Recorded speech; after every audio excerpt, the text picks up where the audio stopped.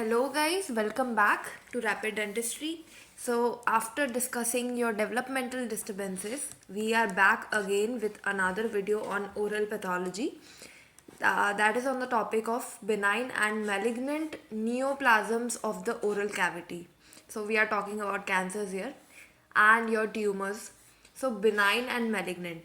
So before understanding your tumors, what we need to understand is your difference between the benign and the malignant neoplasms, right?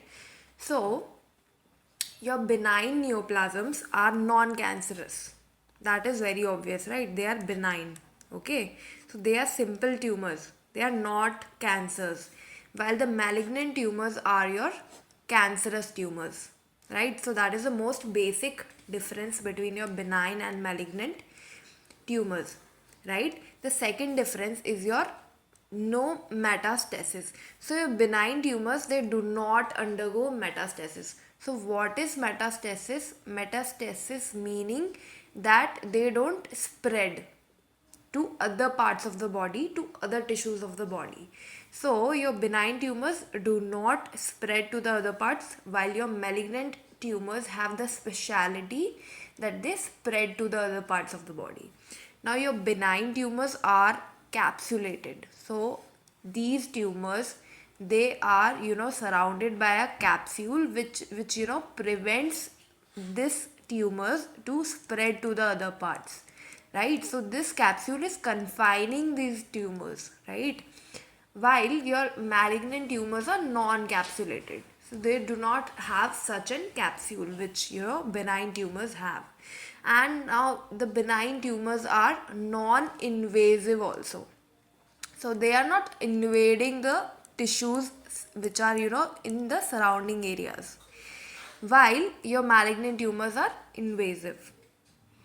And your benign tumors are also slow growing because they also have a capsule which is confining these tumors, and they grow very slowly over the period of certain years, while your malignant tumors, they spread very fast. So they spread in a matter of months or like few years. So that is fast, right? And now the benign tumors, they have normal cells. So your normal cells are increasing in number. So they are they are dividing, but they are still normal. While your malignant cells, these cancerous cells, these are not normal cells, they have become abnormal. How? So they have increased their size. So they are large size and they have dark nuclei. They have abnormal shape. So that is a different cell altogether. While we have normal cells in benign tumor, we have large dark nuclei cell in malignant tumor. Alright. So these are the basic differences between your benign and malignant neoplasms. Right. But then your malignant tumors can again be of two types, that is your carcinomas and your sarcomas. So what is the major difference? So this is very important, that there is a certain differences between your carcinomas and sarcomas. So the major difference is that the carcinomas are derived from your epithelium. So these carcinomas are derived from your epithelium, while your sarcomas are derived from your connective tissue. So you have epithelium on the superficial part and you have connective tissue in the deeper layers. So your carcinomas arise from your epithelium or the superficial portion, while your sarcomas arise from your connective tissue or the deeper region. Okay. Now the most important thing about carcinomas are that they spread from your lymphatics. So they involve your lymph nodes. So that is why whenever the surgery has to be done for carcinomas, you have to remove the lymph nodes also. While in sarcomas, they spread by blood.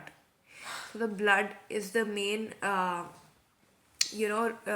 way of spreading of sarcomas. So you don't necessarily remove any lymph nodes when you're treating your sarcomas. Okay, and the age is also a differentiating factor of your for your carcinomas and sarcomas. So in old age mainly you find carcinomas, while young age is associated with your sarcomas, right? And your carcinomas are more common than your sarcomas. Okay, and the last difference is that these carcinomas, they have a pre-malignant phase, so they have, you know, OPMDs, that is your oral potentially malignant disorders. So you have certain conditions which, you know, increase the risk of cancer, right? So these conditions are probably have more chances of, you know, developing into a cancer. So these carcinomas, they do have a pre-malignant phase or a pre-malignant condition in it, okay, in which condition these carcinomas can, you know, probably develop. There's a high possibility that the carcinomas may develop. While sarcomas, they do not have such a pre-malignant phase. So they develop directly. Fine. So that was your differences between your carcinomas and sarcomas. Both of these are malignant tumors, that is they are invasive in nature, they undergo malignancy, they invade the surrounding tissues, all those things. Both of these have, you know, abnormal shape of cells and that dark nuclei, whatever we discussed till now, right? So these were your malignant tumors. Now we have starting with, you know, discussing about various tumors. We have firstly benign tumors. Okay, so we are starting with benign tumors. So benign tumors can be of four types, right? Based on your origin, right? So we can have epithelial origin, we can have your connective tissue origin, right? And we can have your muscular origin, and we can have your nerve origin. So basically, from whatever tissue the tumor is arising, we can, you know, classify these tumors based on that whether, you know, the superficial layer, that is your epithelium, is deriving from that, or either the connective tissue or the muscular tissue, the nervous tissue, all these things. Okay, so based on that we have classified it. So firstly we are discussing your epithelial origin. So looking at the examples of the benign tumors of the epithelial origin, the first tumor we have is your squamous papilloma. Okay, now this particular neoplasm is caused by your human papilloma virus, right? So your human papilloma virus number 6 and 11. So these squamous papilloma, as you can see in the image, so these are, you know, you can see some certain finger like projections in it. Okay, so this is your cauliflower like growth or the verrucous growth. Okay, and also known as your exophytic growth, because it is, you know, outwards, it is growing outwards in a finger like fashion. So that is your squamous papilloma. And now this condition is associated with a syndrome known as Cowden's syndrome. Alright. And now this squamous papilloma is most commonly seen in your tongue. Okay. So most commonly on tongue, and then you can have it on lip and your buccal mucosa as well. Alright. So these are your most common locations where you can find this neoplasm. Okay, now histopath slide, if you can see that, you know, these are your finger like projections which you can see the clinically also. Okay, and you have lot of keratinization. So whenever a lesion is looking a lot of white colored, this is mainly due to a lot of keratin deposition or a lot of keratinization. So as you can see, these finger like projections have on the top of it superficially a lot of keratin deposition. Okay, and that leads to a white color lesion. And what else you can see here is your coilocytes. So what are coilocytes? These are virally altered cells. So in HPV infection, what you can see is your virally altered cell in your histopatholites, which are known as your coilocytes. So this is your squamous papilloma. Alright, so the second benign tumor of the epithelial origin only we have is keratoacanthoma. So keratoacanthoma is also known as molluscum sebaceum, or it is known as your self-healing carcinoma. So why is this known as self-healing? Because it heals on its own, it undergoes your spontaneous healing. So this keratoacanthoma, it resembles your squamous cell carcinoma. Okay. Why? Because in histopathology it looks somewhat similar to your squamous cell carcinoma. Okay. It resembles, but how is it different? How is it different from squamous cell carcinoma? It undergoes your spontaneous healing. So it heals on its own. Okay. And also this keratoacanthoma, it takes time to develop. So it takes years to develop because this is a benign tumor, while your squamous cell carcinoma is a malignant tumor. So it is very invasive, and it develops faster, it grows faster than your keratoacanthoma. So that is a differentiating factor for your keratoacanthoma from squamous cell carcinoma. So now where do you see this keratoacanthoma is your sun exposed areas.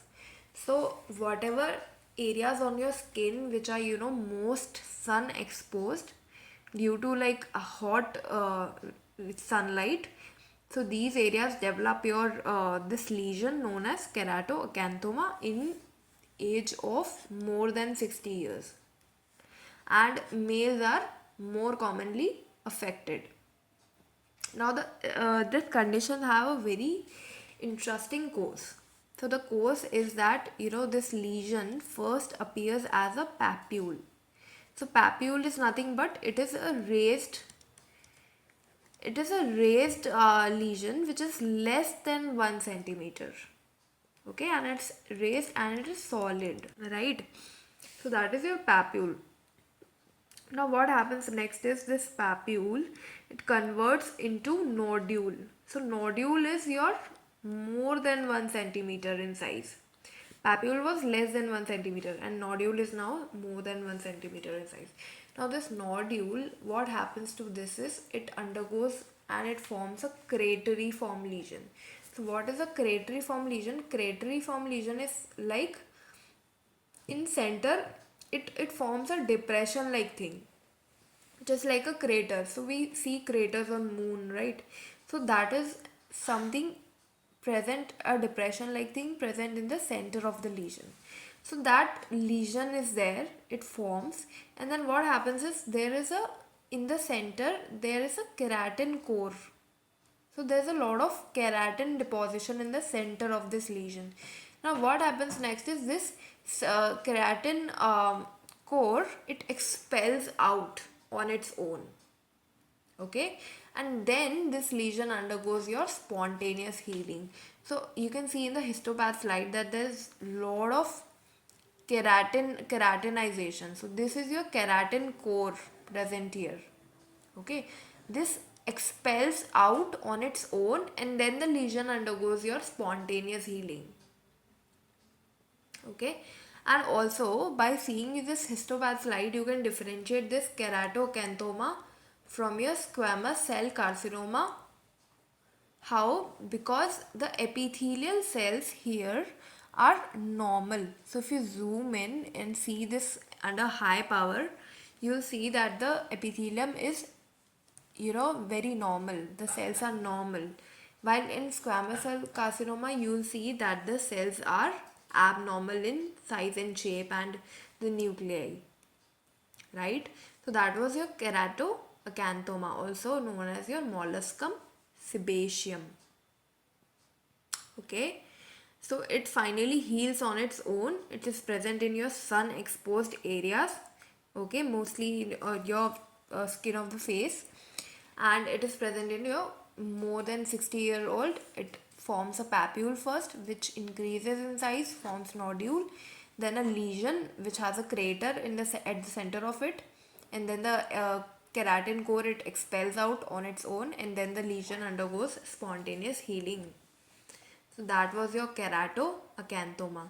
So the third benign tumor we are discussing of the again epithelial origin is your oral nevi. So oral nevi is nothing but your benign proliferation of the nevus cells. So these nevus cells are, melanocytic in nature. So these are, pigment producing cells, and they undergo proliferation. So they divide continuously, and this is a benign condition we are talking about, right? So this can be, oral nevi can be congenital or acquired. So congenital is present by birth, and we have an example of congenital nevi, that is your garment nevi. So this garment nevi, as you can see in the picture, it covers the skin of the child, the body of the child, like a garment, like a clothing. So that much area it is, covering, this nevi is covering on the body of this child. So that is why this nevi was named as garment nevi, and this is, congenital in nature. And then we have acquired nevi. So the acquired nevi are of 4 types. So they have been classified into 4. First is your junctional, then compound, then intradermal, and intramucosal. So based on the location, right? So which layer is involved. So based on that, we have classified your acquired nevi into 4 types. Now also the most common location of these oral nevi, so this nevi you see right here is your acquired nevi, okay, and the location you see is your hard palate. So hard palate is the most common location of these nevi, okay. Then after this you have buccal mucosa, okay, and then your gingiva, okay. So these are the 3 most common locations where you find your acquired oral nevi. Then we had classified your acquired nevi into 4 types, that is your junctional, your compound, your intradermal, and your intramucosal, okay. And now these nevi are also melanocytic. Why? Because these are pigment producing, your melanin producing nevi, okay. So the first thing, so how did we classify this is based on, which layers are involved in these nevi. So the first one, that is your junctional nevi. So what you see here is that there are 3 layers, right? You have epidermis, you have dermis, and you have a epidermis and dermal junction, where the epidermis and dermis interdigitate with each other, okay, intermingle with each other. So that is your junction between the epidermis and dermis, okay, that is your epidermal dermal junction. So your junctional nevi, it is present mainly in your epidermis. So it is present in your epidermis, and it just touches the junction of the epidermis dermis, and this looks like a macule, okay. So this is, as you can see, that the surface, the top surface is not raised, so it is a macule. So macule, you know that the macule is not a raised lesion, while papule is a raised lesion. So it is like this, while macule is almost straight only, right? And nodule is again raised, but it is more than 1 centimeter, while your papule is less than 1 centimeter. So that is the difference between your papule and your nodule, okay. So this junctional nevus, it is solely in your epidermis, while your compound nevus, it involves your epidermis, your junction also, and your dermis also. Okay, and the top surface is also raised, so it is a papule when you look at it superficially. And your intradermal nevus, as you can know by the name, that is it, intradermal, meaning it lies in the dermis, layer of the dermis, and this is a nodule. Alright, so this is very much raised and it is more than 1 centimeter in size. Okay, now since this nevus lies in the dermis, so if you see from the top view, the lesion would be of normal color. It won't look like brown black, because the nevus is very much in deeper location in the dermis layer. Okay, while your compound nevus, it looks a little like light brown in color, while your junctional nevus is brown black, so it is darker. Compound nevus is lighter, and your intradermal nevus looks more or less normal color of the skin. Okay, so this junctional nevus, so it looks somewhat like abdrop-fung effect. Why? Because it looks like this drop is hanging here, right, in the your epidermis dermis junction. So it is like hanging here, and it so it looks like a dropping of effect. So if a question comes and abdrop-fung effect or dropping of effect is seen in which nevus, so your junctional nevus shows your abdrop-fung effect, that is your dropping of, so it seems like a drop is falling from this junction. While your blue nevus, so there is something known as blue nevus. So what is blue nevus? So blue nevus is nothing but your intradermal nevus only. But why this nevus looks blue in color? So I told you that intradermal nevus normally looks normal, somewhat normal colored, right? Normal skin colored. But your blue nevus looks blue due to your Tyndall effect. So what happens is that this is blue nevus is also intradermal only. It is located in your dermis only. But what happens is when the light falls on it, there is some effect known as Tyndall effect, which you had probably studied in your physics. So whatever light is reflected back, that is your blue light, you see that light. Okay, so that is why this nevus, it appears to be blue in color due to this effect known as Tyndall effect. Okay, but this is again intradermal nevus only. And now what is the fourth nevi? That is the intramucosal nevi.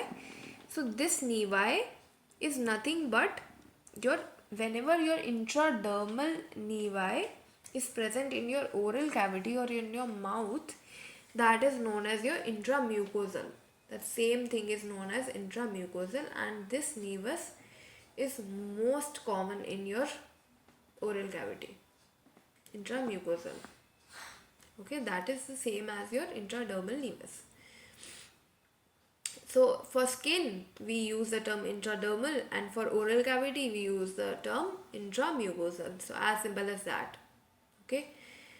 So that was your oral nevi, which is simply your proliferation or division of your nevus cells, and that could be congenital or acquired, and the most common location is your hard palate.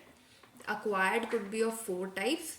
So the 4 types are based on the location, and your junctional nevus lies solely in the epithelium. Your compound nevus involves the junction and the dermis also along with epithelium, and your intradermal lies solely in your dermis.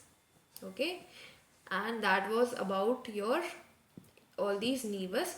Now we have another nevus, another type of nevus known as Spitz nevus, also known as spindle cell nevi. So there's a certain thing about this nevus, that this nevus have higher chances of malignancy in it.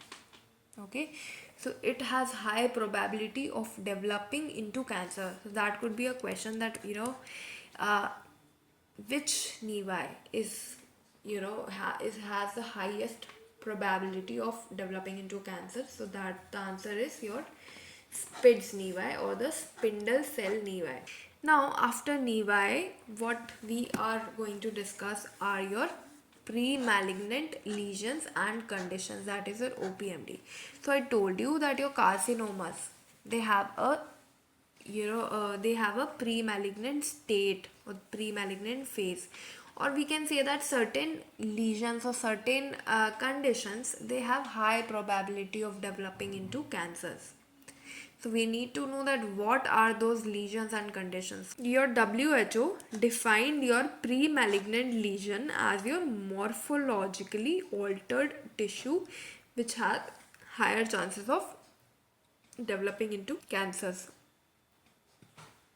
Alright, so morphologically altered tissue which has higher chances of developing into a cancer are your pre-malignant lesions, and your pre-malignant conditions are your generalized state of your body which has again higher chances of developing malignancy, your cancers. Okay, so these are generalized states, while these lesions are your morphologically altered tissue. So your WHO, World Health Organization, in 2017 it classified your OPMDs, that is your oral potentially malignant disorders. So they have a high potential, they have a high probability of developing into cancers later on. So we need to know that what these lesions are, or how do they look in your oral cavity, and how do you diagnose these lesions at the right time, so that